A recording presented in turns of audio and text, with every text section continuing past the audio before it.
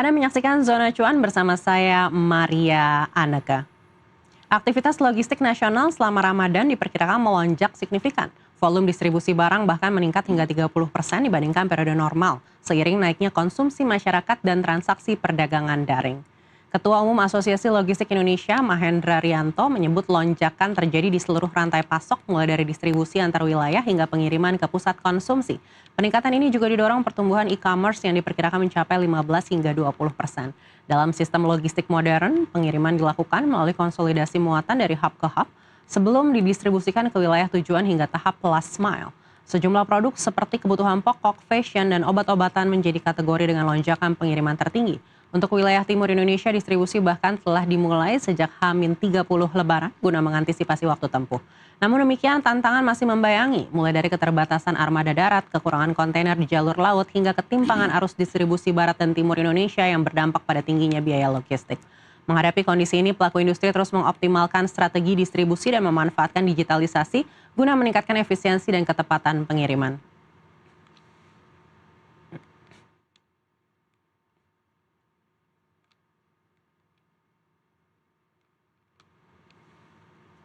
Lalu bagaimana industri logistik menghadapi ketegangan di Timur Tengah di tengah cuan yang harusnya melonjak di momen Idul Fitri? Untuk itu sudah bersama kita Bapak Nofrisel selaku Ketua Dewan Riset Supply Chain dan Logistik Asosiasi Logistik Indonesia atau ALI. Pak Nofrisel, apa kabar? Selamat datang Mbak di Maria. Zona Cuan. Kabar baik Mbak Maria, selamat Idul Fitri. Selamat Idul Fitri. Wah, di momen Idul Fitri ini akhirnya sudah selesai ya Pak? Alhamdulillah. Iya, lalu bagaimana? Apakah sesuai dengan ekspektasi industri logistik? Lonjakannya, ini yang kita tunggu-tunggu nih di sepanjang tahun. Ya, secara umum kita melihat ekspektasi kita itu terlampaui ya, bahkan cukup signifikan pengaruhnya terhadap peningkatan arus barang.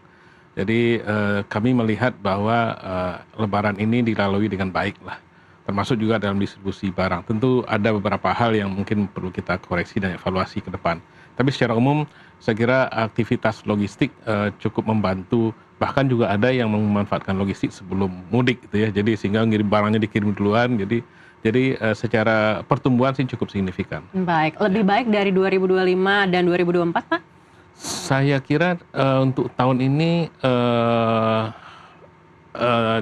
cukup baik ya, cuma memang tidak terlalu tinggi pertumbuhannya dibanding tahun lalu, tapi tetap tumbuh. Baik, apa saja faktor yang menahan pertumbuhan ini? Yang pertama adalah kondisi bahwa hampir semua manufaktur dan terutama juga memproduksi barang-barang, juga e-commerce, itu mencoba untuk mempersiapkan diri lebih awal ya.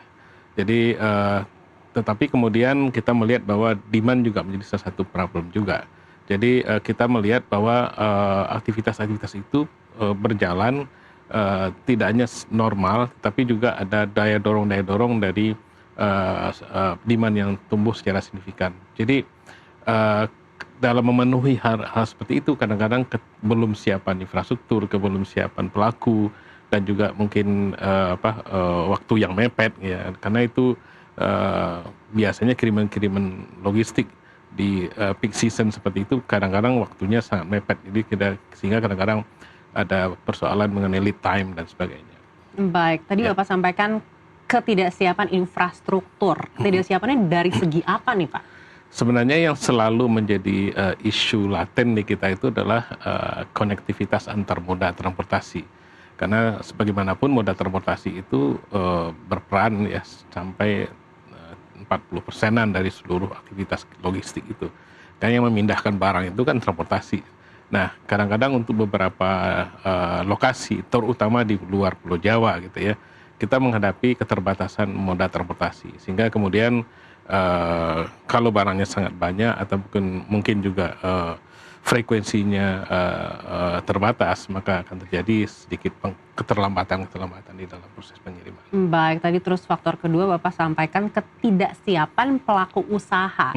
Apakah pelaku usaha kita di dalam negeri ini setelah bertahun-tahun belum siap juga mengalami lonjakan lebaran? Ya, sebenarnya saya melihatnya dari konteks kebelum siapan dalam pengertian bahwa ini kan sebenarnya situasi yang terus berjalan ya. tetap atau sering dialami lah atau telah dialami berkali-kali. Tapi memang dalam konteks lonjakan seperti itu kadang-kadang ada saja ya terutama bagi pelaku usaha yang memang tidak memiliki basis network yang kuat gitu ya untuk pengirim barang baik terutama di domestik sampai ke daerah terpencil. Bagi mereka yang memiliki intensif network, saya kira kolaborasi dan juga kerjasama antar cabang atau antar mitra kerja mereka di berbagai tempat itu bisa ditempuh dengan lebih baik gitu. Baik. Jadi kadang-kadang itu jadi faktor. Baik, apakah kendala-kendala ini akhirnya mempengaruhi profitabilitas dari industri logistik secara general di awal tahun 2026 ini? Iya, berpengaruh tentu saja. Kami melihatnya bahwa industri logistik itu kan industri yang sangat fragmented ya. Jadi artinya pelakunya banyak gitu ya. Jadi mungkin distribusi kue logistik itu mungkin tidak dinikmati oleh semua pelaku. Itu saja sih sebenarnya problemnya.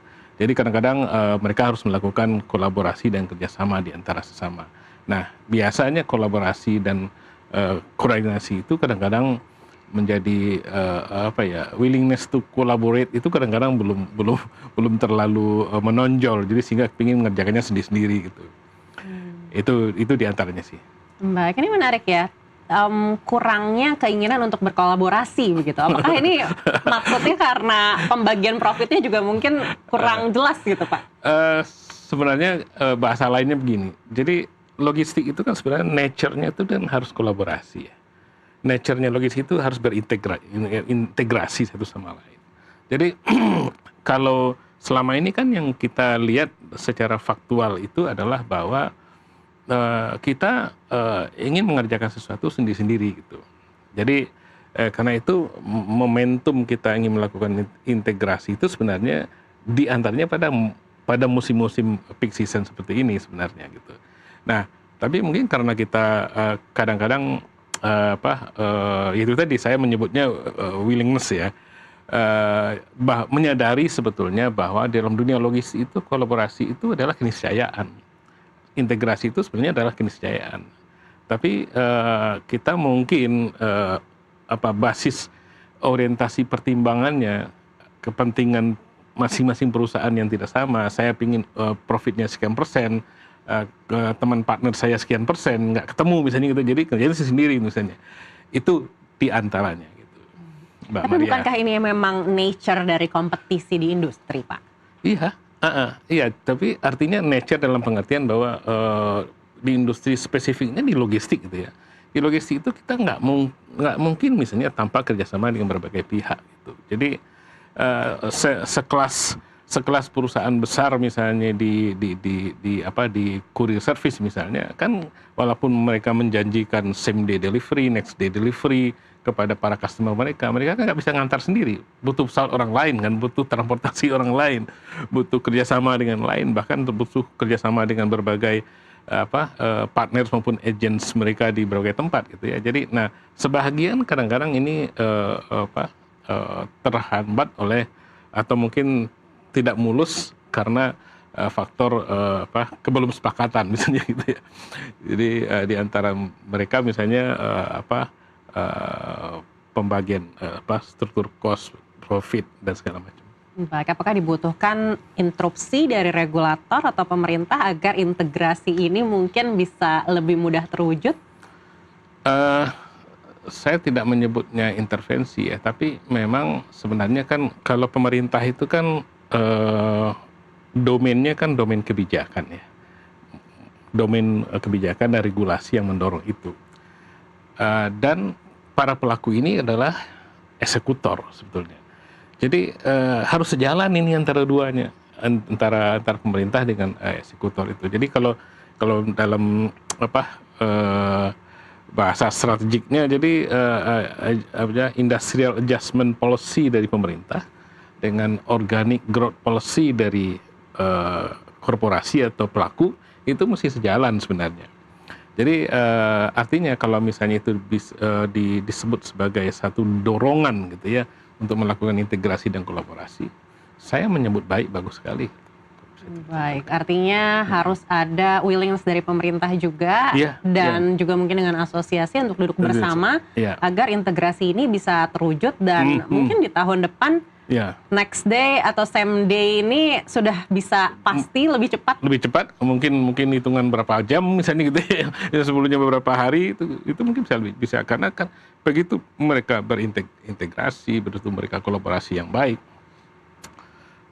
Saya yakin dampak positifnya sangat banyak. Efisiensi biaya logistik kita bisa terbantu ya. Artinya itu bukan satu-satunya solusi lah, tapi maksudnya adalah begitu semua sudah berkolaborasi, berintegrasi, dan ujung-ujungnya adalah efisiensi. Karena orang logistik kan sebenarnya pada hakikatnya kalau kita bicara logistik secara konsep gitu ya, itu yang dicapai kan efisiensi. Profitability itu ikut. Ya. Jadi melalui proses efisiensi yang baik, maka kemudian profitability-nya bisa didapat gitu. Itu sebetulnya. Jadi jangan target margin sekian dulu misalnya gitu, tapi kita mencoba melakukan efisiensi bagaimana cara kita mendapatkan itu. Baik. Itu kira-kira. Bicara biaya logistik yang mungkin bisa ditekan dengan adanya integrasi, tapi tidak hanya faktor ini satu-satunya, kita tahu faktor BBM ini juga menjadi faktor yang sangat menentukan profitabilitas di industri logistik. Kita akan bahas lebih dalam lagi usai jeda. Tetaplah bersama kami di Zona Cuan. Terima kasih.